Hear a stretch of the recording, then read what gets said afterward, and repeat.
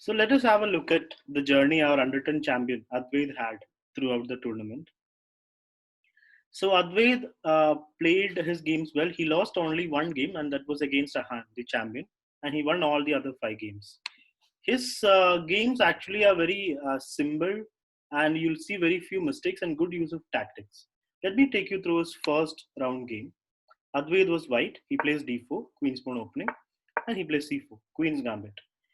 Here, Arush just takes the pawn. Those who have learned Queen's Gambit opening would know that if black takes, it becomes a good position for white because white gets a sender and white will recapture the pawn at some point very soon.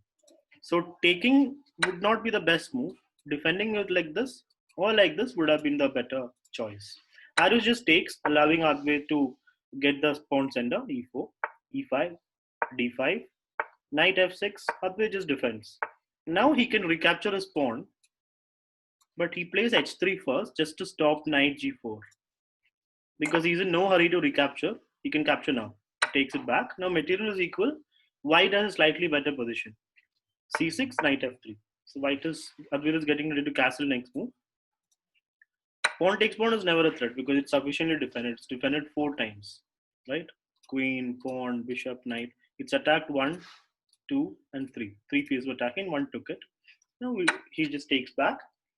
Rook e8, bishop g5, bishop e6. Here comes the first mistake. Actually, a big mistake by Arush. The b7 pawn was defended by this bishop. It was here. But so now this pawn is free, and along with the pawn, the rook also goes. So bishop takes pawn, queen takes, rook takes, and now knight d7, and Advaith just gets a full rook. Pawn h6, bishop goes back, bishop c4. So Arush has stopped Advaith from castling at least, but he's done a full rook. That's a lot. Now bishop 6 is a very nice move. As you can see, it's an exchange. If knight takes, then rook takes knight. It will be an exchange of pieces. But I think Arush got a little confused here. He played bishop e6. Now things become even more tactical. And Advaith plays knight takes e5. Another excellent move. Taking advantage of this pin. If knight takes knight, then bishop takes rook. It will be an exchange up.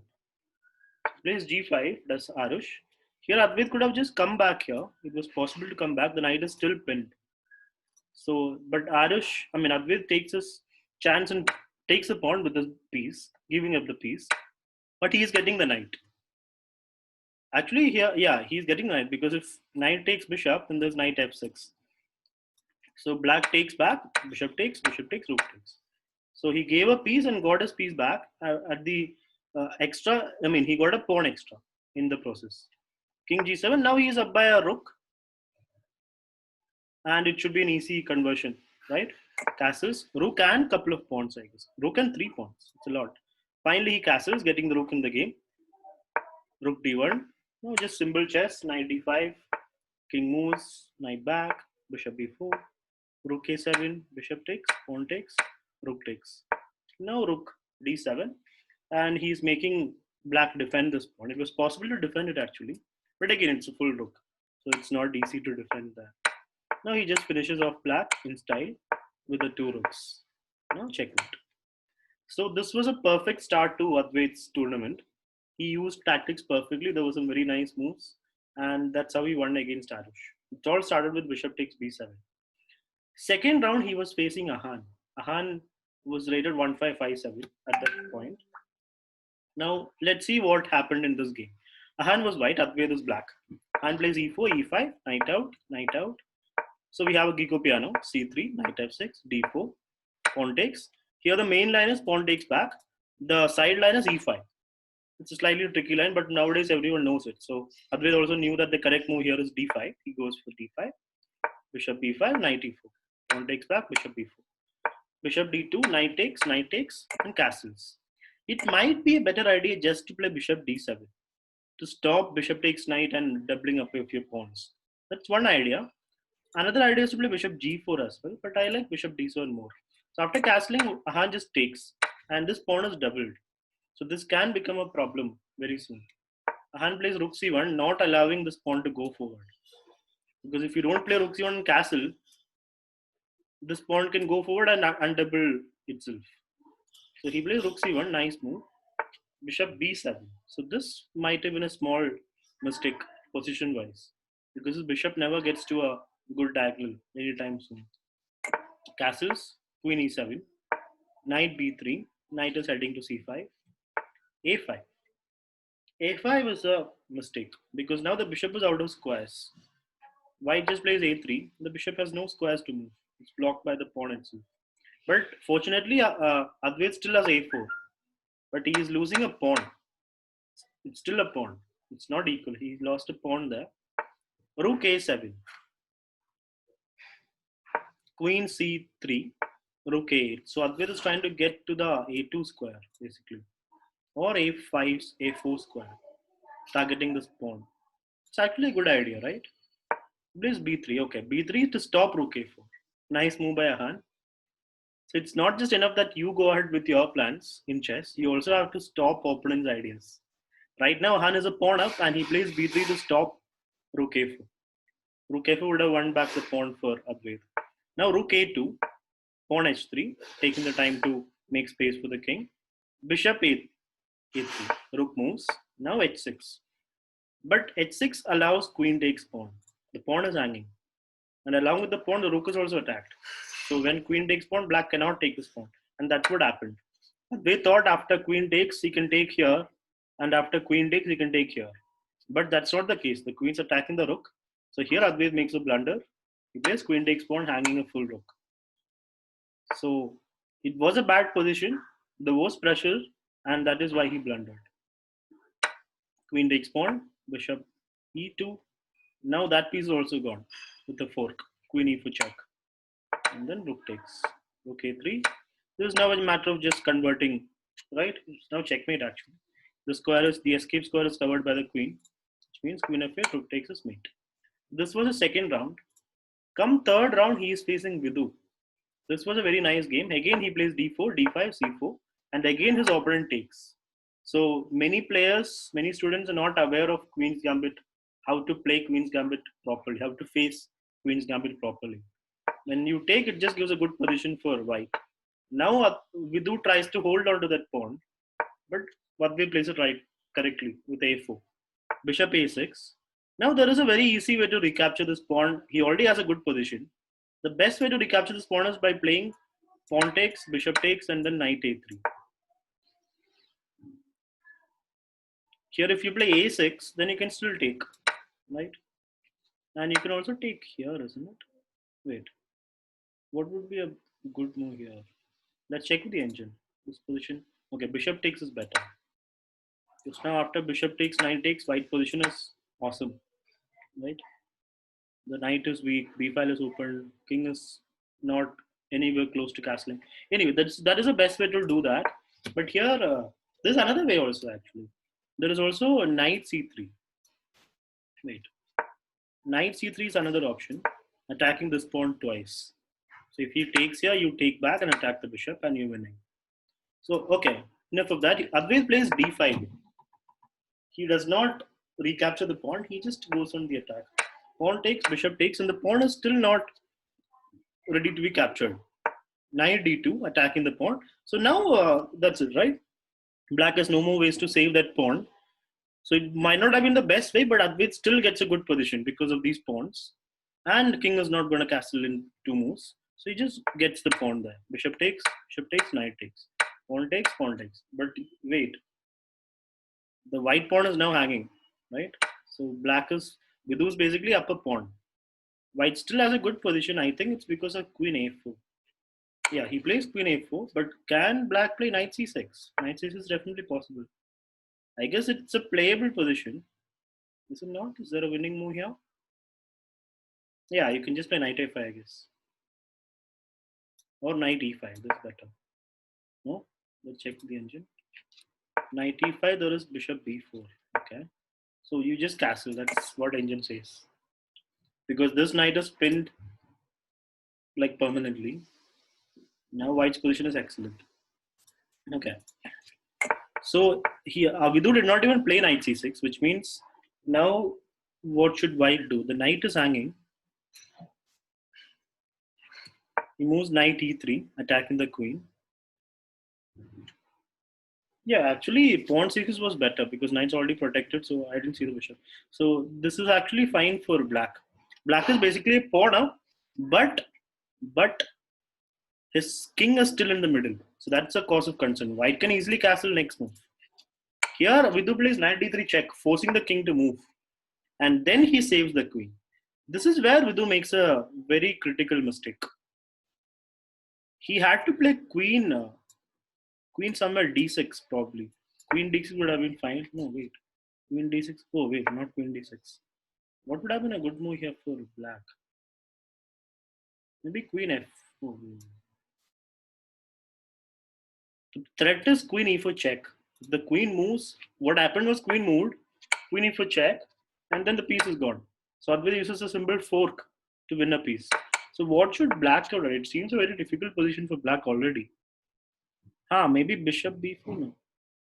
Yeah, maybe bishop b4 was fine. No? No?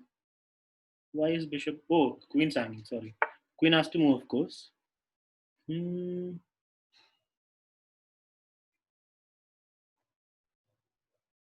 Let's check with the engine. There must be on. There's only one defensive move.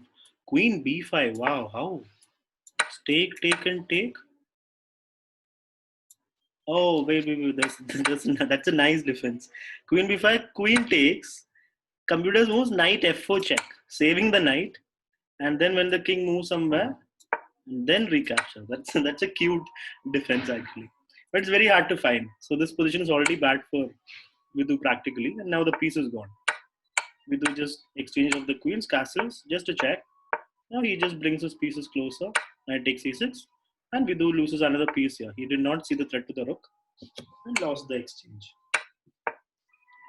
Advaith asks for an exchange of rooks. Vidhu says no. B4. That's another good use of tactics, as you can see. Bishop takes. The rook b1 just wins the bishop. Right? Defending it is of no use because you just attack it again. Wait, but a5 is possible. A5 is possible. I guess he'll play f3, rook here, and then knight c2 and rook c4. We'll get back the pawn. Yeah, but it's just a pawn anyway. He was up a lot of material, so he could afford to take such liberties. Plays b4. He'll get back the pawn anyway. Bishop went back. King d3. Wow, that I don't really understand. He should have just played his bishop out, chill out with this extra rook. That's all he had to do. I mean, he might have been afraid of knight f5 or knight g4 maybe. I'm not sure.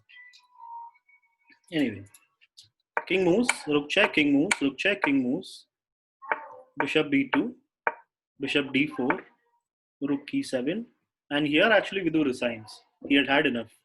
He is down by a rook, and that's why he resigned in this position. So this was the first day for Advaith.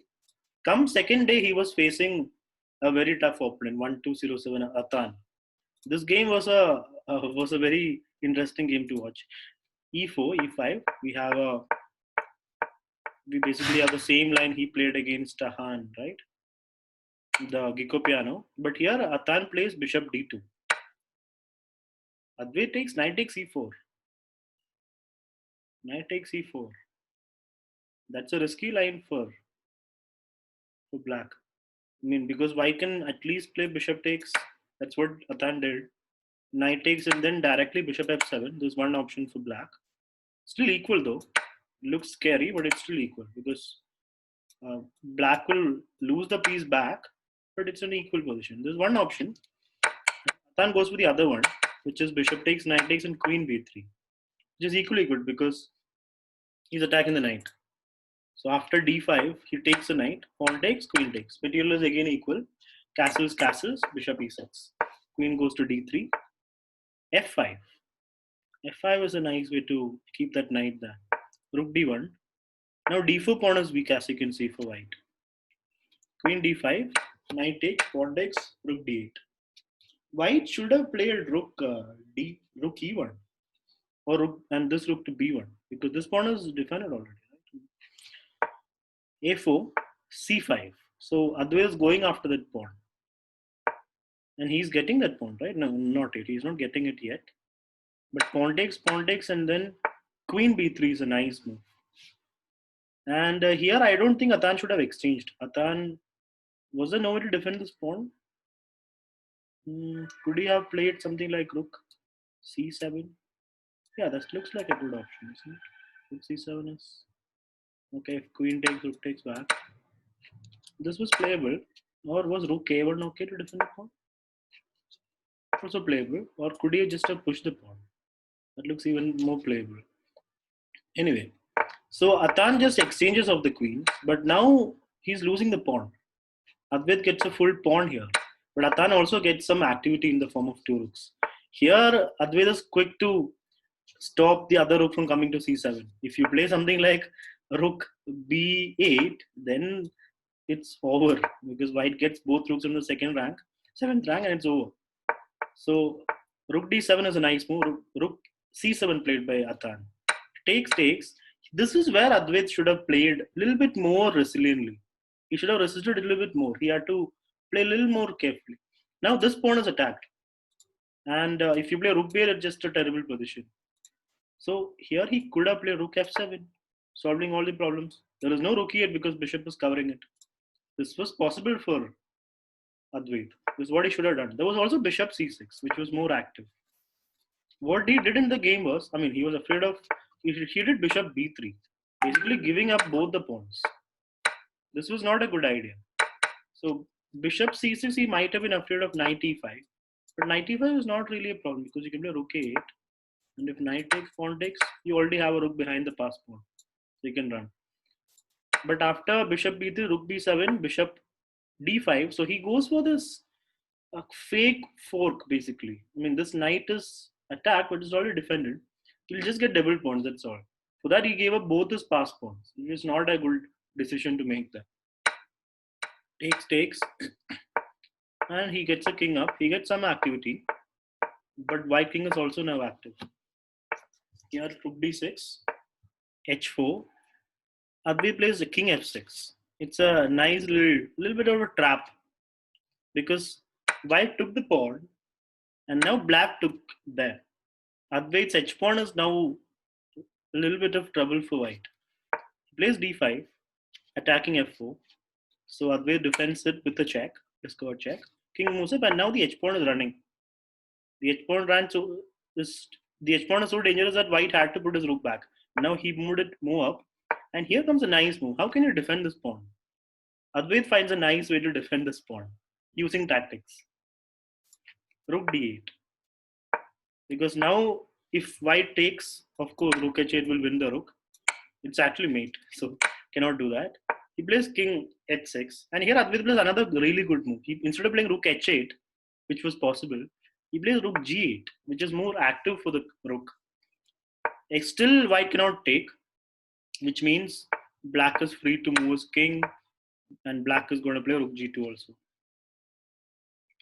King moves, rook takes, king moves, rook g2, king moves, king e6, king moves, rook check. The pawn falls, but now black has one pawn. This ending is a drawn ending because white king is close enough to the black pawn and the rook is also active. King g2, correct. Rook e3, rook f8, f1, sorry. King moves up, king f2, king moves back, rook check, king moves, rook back. So of course white can't exchange of the rooks because then king will come and help the pawn forward.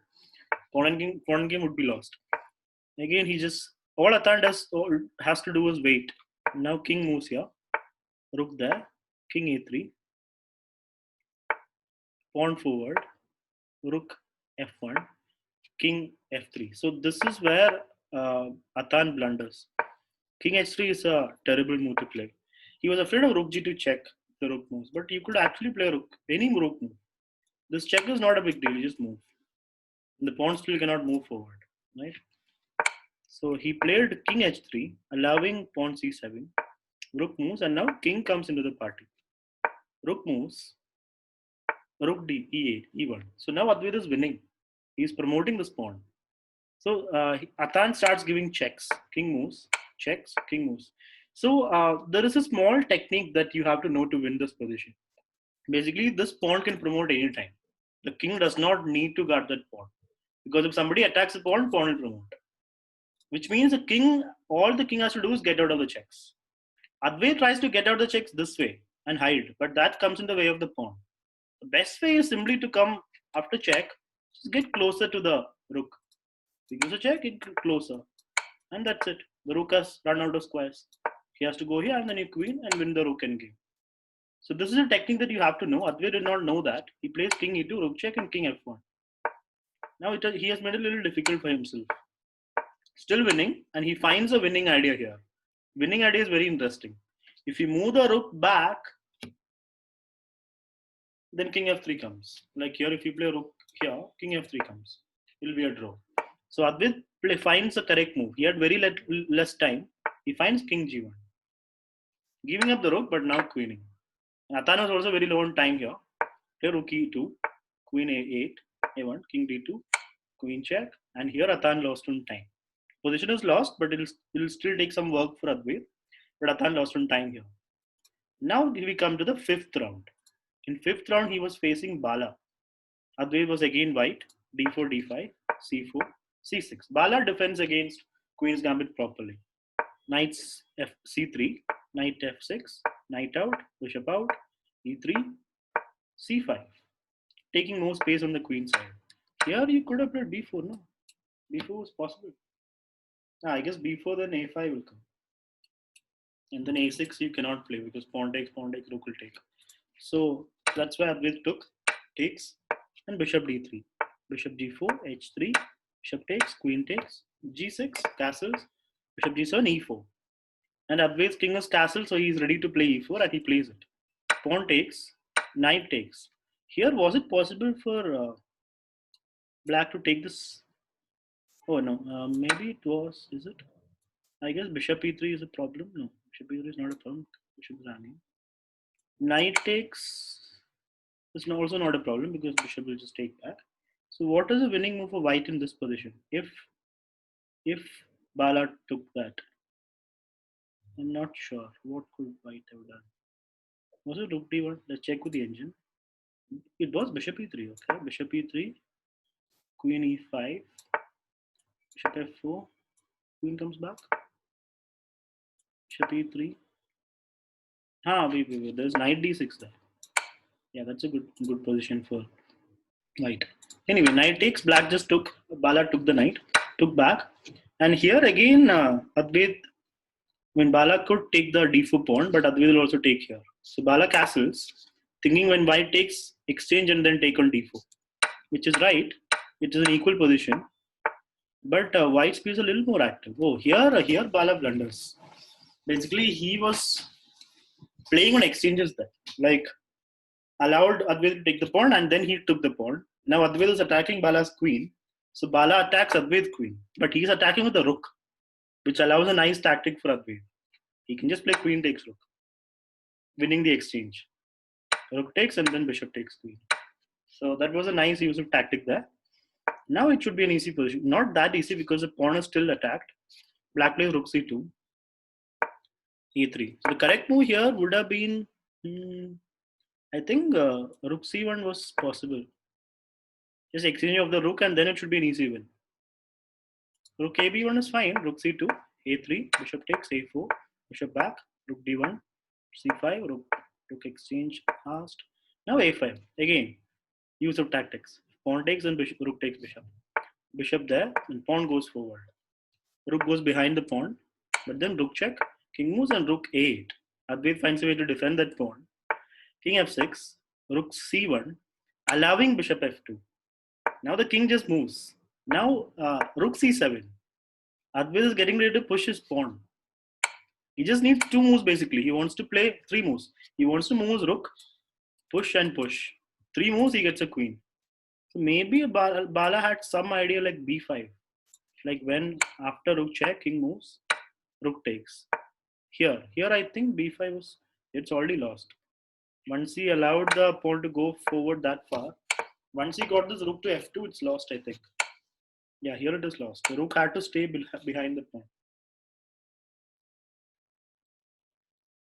Maybe king e5 was possible. No, king e5, rook f7, but still fine. Or maybe a simple move like h5, waiting. Was it not possible? If a7, can we play b5? It's not possible. Why not? Because rook f7 will hang. So still you cannot take basically because rook f7 and the bishop gets picked up. It's a nice idea. So position was very difficult for Bala already. Now he gives a check, and after this, rook c8. Next move, he's getting a queen. And from here, there's no coming back, right? I mean, just an easy position. Check. Now checkmate. That was a nice game by Advaith. And this sets up a very nice clash in the last game, last round. Advaith and Aditya were on 4 points. And basically, whoever won this game would be the under 10 champion. So this was a must win situation. And these are the kind of situations we live for when we play in tournaments. So Advaith was black, Aditya was white, e4, e5, knight out, bishop, c3, knight f6, d4, takes, check. Plays knight c3, and Advaith goes for this risky line. Here, those who know this opening know that white should just castle. Because if knight takes, pawn takes, bishop takes, there is queen b3. And there's an excellent position for white. It's a lost position for black. White wins. But here, Aditya did not know his opening properly. He played queen e2. That does not do anything because now it's a clear extra pawn for Advaith right out of the opening. And that's it. He just gets his king out of the way. It's a great position. Takes, knight e5. Now you're going to see some tactics here. Bishop takes, pawn takes. Advaith plays pawn f6. An excellent move. Because basically this file has a lot of collateral for white. Lot of pieces are on this file, king and queen. So if these two pieces move, then it will be problems. Now if knight moves, let's say knight moves somewhere, then you can just play knight g3 and win the rook for free, right? Actually, you get the queen. No, bishop e3 and the queen's gone, no? Yeah, you get the queen if the knight moves. So he plays knight takes c6. Now queen just comes out of there. Pawn f3. Nice move by Aditya, but Advaith just takes a free piece because white cannot take the knight. Then rook takes pawn. Actually, he still cannot. Bishop e3. There's queen c3. He loses a rook. So this was a great position for black, and it's because of the opening. So Aditya just castles, but that allows another nice tactic now. Can you spot it? Knight g3, basically winning a. Oh, he does not even take the rook right away. Wow, there's some high class play by Advaith. He plays bishop a6. And then after pawn c4 takes. And then when the queen moves, now you take the rook. Now it's a full rook. Rook takes back. Here I don't understand. Oh, here you cannot take the rook. Okay. So c4 was a nice try by Aditya to get the bishop in the pit. So you would want to take it, but then queen takes queen. So he just plays rook e2. Of course, he sees the tactic. Queen c3. And now rook takes bishop. Excellent. That's some great play. It shows good understanding of tactics, playing moves like that perfectly. Rook takes bishop, queen takes, and then bishop takes rook. When you look at it, it's very simple. It's just capturing pieces. It's just basic tactics, right? But to find those tactics in an actual game and to play it, that takes some good tactical knowledge and skill. And that our champion has got. King moves, and now rook e8. It's an easy position to win. He's a rook up, right? But here again, nerves will come into the game, but not in this position. There's nothing for white. There's not even any mate threats on this side or draw threats on this side. Purposeful check, nothing. King just moves up, and king moves out of the way. Of course, queen g4 is an exchange. h3, rook g5, king moves, queen f4, and now queen g3. And Aditya cannot defend the g2 pawn. So king just runs, but queen g2, rook check. He played rook d7. Would have been better to play queen d7. No, queen c6 was better. Yeah, queen c6 was mate in 3-2, right? Queen takes, king moves, rook check, and then mate. Advaith misses that. This mate. He plays rook e2 directly, allowing some checks, but that's just an exchange now. Queen takes, pawn takes, and rook takes pawn. Here it's an easy win for Advaith. He just gets a new queen and then does a checkmate in a weird way. He should have just played queen h2 and rook g1, right?